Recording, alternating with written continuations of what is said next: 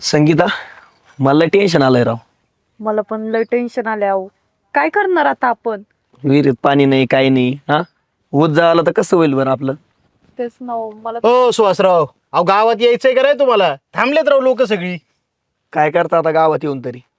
का काय झालं एवढं? अहो, एवढा सोन्यासारखा ऊस आलाय. हा, विहिरीत पाणी सुद्धा नाही. एवढं सुद्धा भरणं होणार नाही ह्या वेळेस. हो ना. आता तर थंडी आहे, अजून पूर्ण उन्हाळा जायचंय.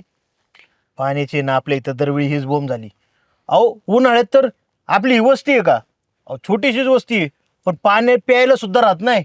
टँकर आणायला लागतो, माहिती आहे का तुम्हाला? बरोबर आहे ना. आता लोकांनी पण लय प्रयत्न केलं बरं का, पण काय आहे, आपल्या इथं पाण्याचा स्पॉटच नाहीये. हा. आणि एक दोन आहे बरं का, पण ते तुमच्या राहण्यात आहे.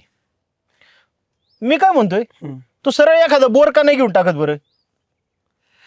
आता बोर घेणं व्हायना, पण बोर घेतल्यावर पाणी लागलं याची काय गॅरंटी? हा, आणि जरी पाणी लागलं तर पाईपाचा खर्च आहे, मोटरीचा खर्च आहे, स्टार्टरचा खर्च आहे. 50,000 रुपये असे निघून जातील. एवढे कुठून आणू पैसे आता आम्ही?